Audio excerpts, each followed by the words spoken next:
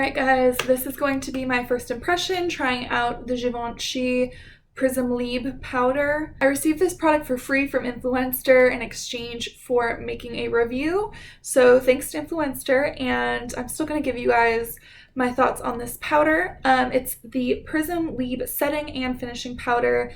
This is kind of the little info card that came with it, and it claims to have 2 shades for color correction and 2 shades for radiance, so 4 shades in one compact, or not compact, container. It's a loose powder, not a compact powder. And I have the shade 1 Pastel. It looks like there's 6 shades, so they have different options. So this is my first time opening it up.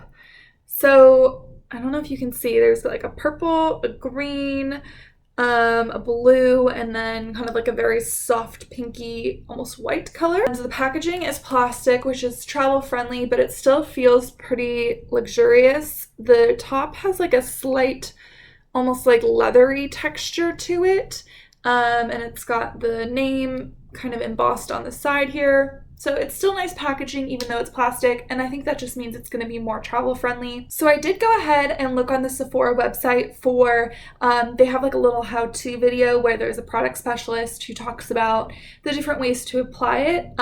The claims here are that it mattifies, blurs, and illuminates. So interesting that it mattifies and illuminates. I think that's kind of like with the color correction situation.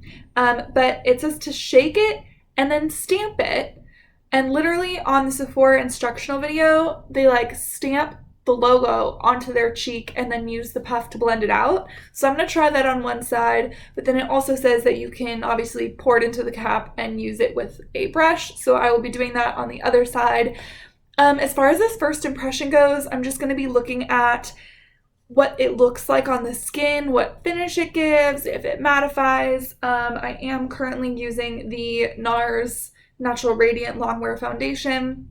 So it is kind of a glowy-ish foundation. I don't think it's particularly dewy, but it does have some glow. And then my plan is, after this first impression, to follow up with another clip of my thoughts after having worn it on a few different occasions to give you guys a more well-balanced review. The puff feels nice. It's almost just like a little memory foam puff, and I bet, yeah, there's a little sticker here. So I'm going to have to peel this off, but there you can get a good look at the different colors that are in this shade.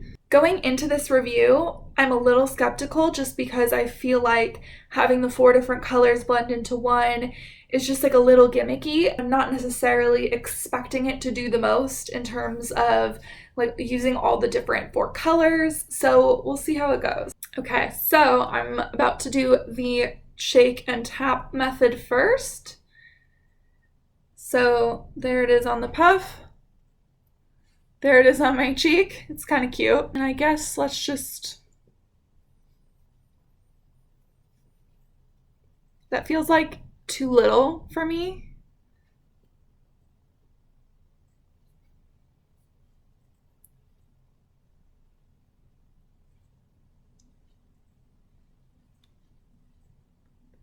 I think the puff is like a good option if you're like in a place where you're just trying to touch up. I don't usually bring loose powder with me to touch up, but I feel like my main issue is that I feel like I want to use more powder than I can get out on a puff at once. There is what it looks like on one side. Okay, let's try on the other side, just swirling the brush.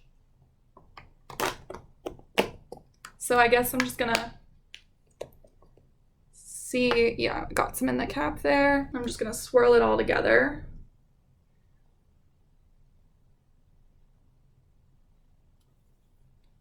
Swirled together, it looks just mostly like bluish white, if you were curious.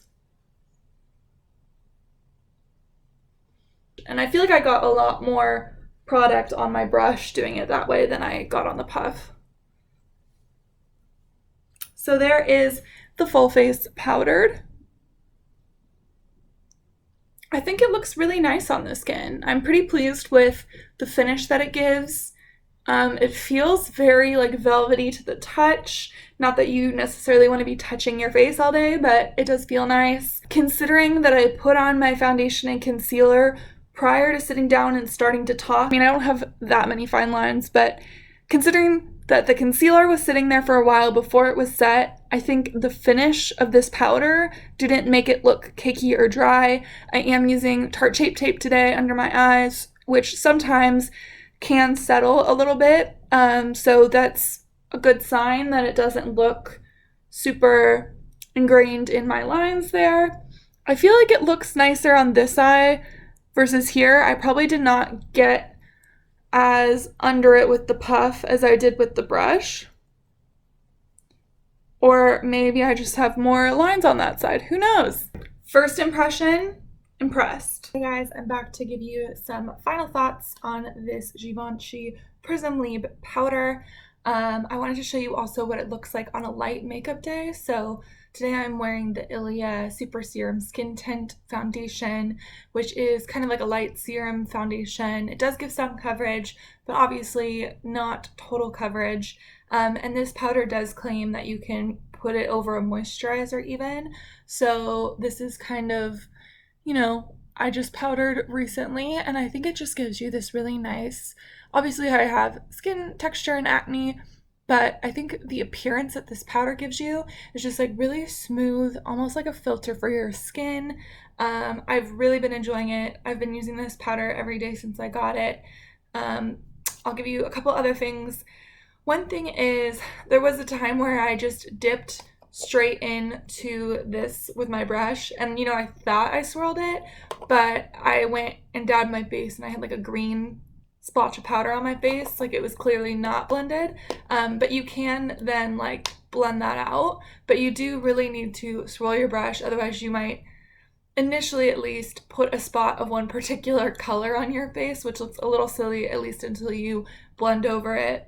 The other thing is like if you're tipping it into the cap, I've noticed like if you tip it like this, you're only gonna get 2 of the shades versus like really flipping it over, pouring some in. So there is some difficulty with it being like the 4 different shades blended together. It's not quite always so simple, but it's simple enough. Like, I think one of the things that I like best about this powder is that it gives this kind of flawless appearance. It almost looks like it gives you more coverage without the coverage. It's still a sheer transparent powder, but I still somehow feel like my skin just looks more flawless when I wear it. So I have been really enjoying it. The one thing I will say is that it is pretty pricey. I do think a powder can last you a good long while, so it could be worth it if you think of it as like your everyday staple product that, you know, doesn't need to be replaced that frequently. However, it's still very expensive and more expensive than I typically would pay for a powder. However, I do really like it, so I'm conflicted. Personally, a container of powder usually lasts me several months. I don't really use it to bake, I just use it for all over setting of the face.